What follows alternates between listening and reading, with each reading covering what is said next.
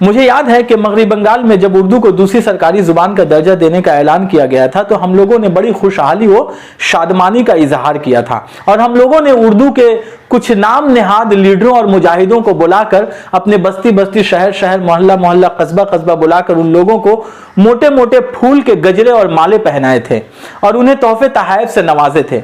मगर आज उर्दू की हालत क्या हो गई है, उर्दू कहां पहुंच गई है, आपको इस मेरे इन बातों से, मेरे इस वीडियो से अंदाजा हो जाएगा कि उर्दू के साथ बंगाल में कौन सा खेल खेला जा रहा है।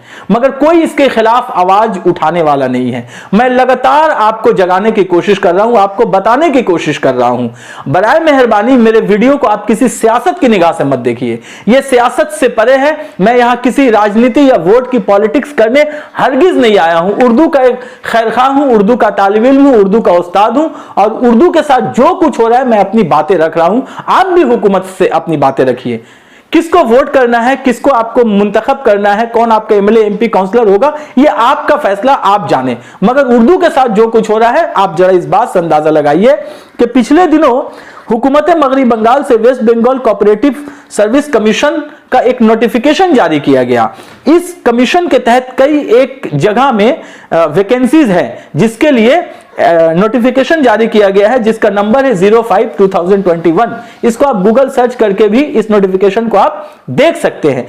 इसमें Kolkata police cooperative bank limited में जगह खाली है। अलावा इसके मैं तमाम इम्तिहान आपको बता रहा हूं, तमाम पोस्ट आपको बता रहा हूं जहां जहां जगह खाली है। जरा देखिए आप, Kolkata police cooperative bank limited, Durgapur steel peoples cooperative bank limited, Burdwan cooperative agriculture and rural development bank limited, the West Bengal state handloom weavers cooperative bank society limited, The West Bengal State Handloom Weavers Cooperative Society Limited, the West Bengal State Handloom Weavers Cooperative Society Limited, Navagram People's Cooperative Credit Bank Limited, Bankura District Cooperative Bankura District Central Cooperative Bank Limited, Arambagh Cooperative Agriculture and Rural Development Bank Limited। ये तमाम जगह ऐसी है जहां पर post खाली है, vacancies हैं।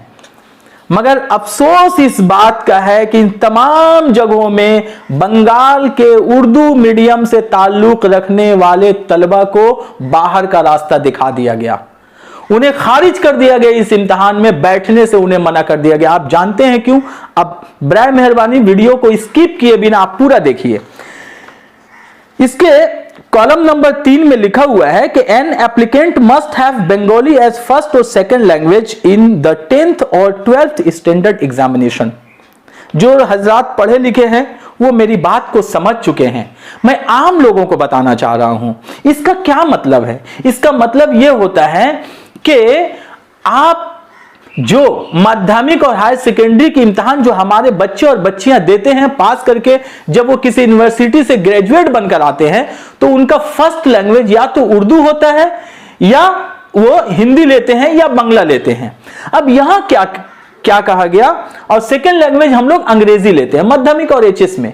First language Urdu, second language अंग्रेजी, ये हम लेते हैं अगर हम उर्दू मीडियम में पढ़ते हैं तो। यही शर्त है बंगाल में और यही आपको लेना पड़ेगा, आपको बांग्ला मिलता नहीं है। अब इस इम्तिहान देने के लिए क्या कहा गया कि आपका फर्स्ट लैंग्वेज बांग्ला होना चाहिए, वो भी कहां? माध्यमिक के मार्कशीट में होना चाहिए, एचएस के मार्कशीट में होना चाहिए। अब मुझे बताइए कि पूरे बंगाल में लाखों लाख तालिब इल्म जो उर्दू से ताल्लुक रखते हैं, क्या वो ये इस तरह के सर्टिफिकेट वो ला पाएंगे, इस तरह के मार्कशीट वो ला पाएंगे? क्या वो दिखा पाएंगे कि बांग्ला उनका फर्स्ट लैंग्वेज था या सेकेंड लैंग्वेज था?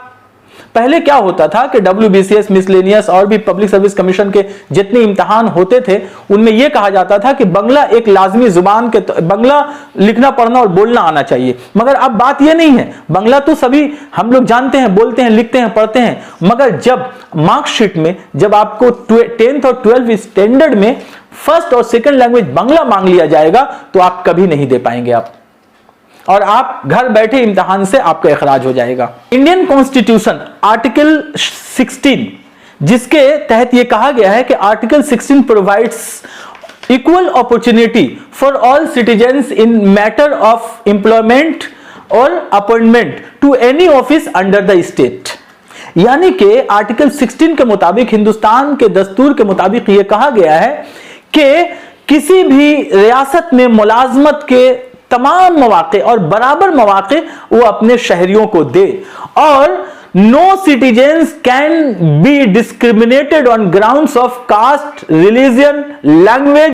और बड़ी बड़ी जो उर्दू की तंजीमें हैं उनकी तो बात ही छोड़ दीजिए। ये लोग तो ऐसे सो गए हैं जैसे हाइबरनेशन पीरियड में सांप बिच्छू ये सारे लोग सो जाते हैं। ये उर्दू के वही सांप लोग हैं, ये सो गए अभी।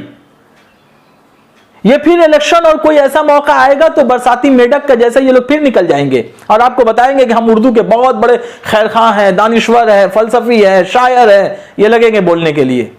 मुझे अभी कुछ दिन पहले मैंने अंजुमन तरक्की उर्दू मगरबी बंगाल के सदर से मैंने फोन किया और फोन पर उनसे मैंने बात की कि मेरे कुछ सवालात हैं, आप मेरे सवाल के जवाब दे दीजिए कि उर्दू के हवाले से आप क्या इकदाम कर रहे हैं।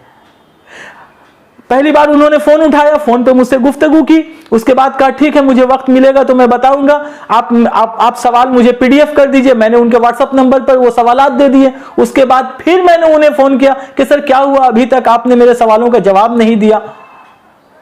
तो कहा कि ठीक है मैं रास्ते में हूं, मैं आपको फोन करता हूं। आज 15 से 20 दिन हो गए मगर उन सवालों के जवाब नहीं आए। सवालात बिल्कुल आम थे कि हुकूमत मगरबी बंगाल जो उर्दू के हवाले से जो कुछ कर रही है तो तंजीम क्या कर रही है, आपका अदारा क्या कर रहा है। मैंने यह सवाल किया था कि पुलिस कांस्टेबल के इम्तिहान में बांग्ला में सवालनामा आया, हिंदी और अंग्रेजी और उर्दू किसी जुबान में नहीं आया, इसके लिए आपकी तंजीम क्या कर रही है। बंगाल में कोठारी कमीशन अब तक लागू नहीं हुआ, इसके लिए आपकी तंजीम क्या कर रही है। मैंने सवाल किया था कि हिजाब लगाने की बुनियाद पर लड़कियों का एडमिट कार्ड कैंसिल कर दिया गया था, इसके लिए आपकी तंजीम ने कौन सा इकदाम किया था। मगर अफसोस कि ना मेरे सवाल का ना कोई जवाब आया ना उनका फोन आया। मजबूरन आज मुझे वीडियो में इस बात का इजहार करना पड़ रहा है। अरे जिसको जो सियासत करना है आप सियासत करते रहिए, मगर ये क्या कि आपके बच्चों को इम्तिहान से मना कर दिया जा रहा है, आपको माध्यमिक और एचएस की बुनियाद पर आपको मुलाजमत से बेदखल कर दिया जा रहा है और खामोश आप बैठे हुए हैं। अच्छा एक बात यहां ये मैं याद दिलाना चाहूंगा, हुकूमत का ये कहना है कि जो हम लोग ये कदम इसलिए उठा रहे हैं कि जो लोग बाहर से आ रहे हैं, जो लोग बाहर से आकर इम्तिहान दे रहे हैं, हम लोग उनको रोकने के लिए ये कदम उठाए हैं कि उनको बांग्ला एक सब्जेक्ट के तौर पर चाहिए। ये सियासत है, ये झूठ है, इनका झूठ इसलिए है तो उस हिसाब से तो जो उर्दू वाले हैं हम लोग भी बाहर के हो गए, हम लोग भी परदेसी हो गए, हम लोग भी बाहर के रियासत वाले हो गए। जब आपको उनको बाहर से आने से रोकना ही था तो आप उन तलबा से डोमिसाइल सर्टिफिकेट मांग लेते कि आप अपना डोमिसाइल सर्टिफिकेट दीजिए,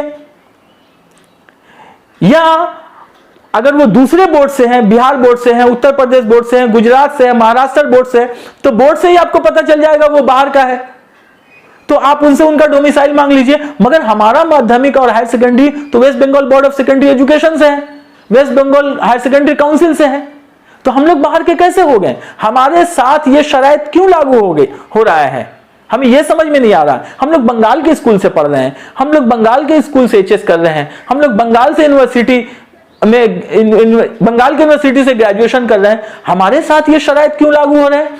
ये दरअसल में एक सियासत है, इस सियासी चाल को समझिए। पहले पुलिस कांस्टेबल में डिस्क्रिमिनेशन किया गया हमारे साथ, उसके बाद अभी West Bengal cooperative service commission के इम्तिहान में डिस्क्रिमिनेशन किया गया। और अगर आपने आवाज नहीं उठाई और अगर आप सड़कों पे नहीं उतरेंगे तो एक दिन ऐसा भी आएगा कि असेंबली में बिल पास करके आपको एचएस और हायर सेकेंडरी में बांग्ला सब्जेक्ट की बुनियाद पर तमाम इम्तिहानों से आपको खारिज कर दिया जाएगा। फिर आप ना आपकी आवाज रहेगी, ना आप रहेंगे, ना जुबान रहेगी, ना आपका वजूद रहेगा।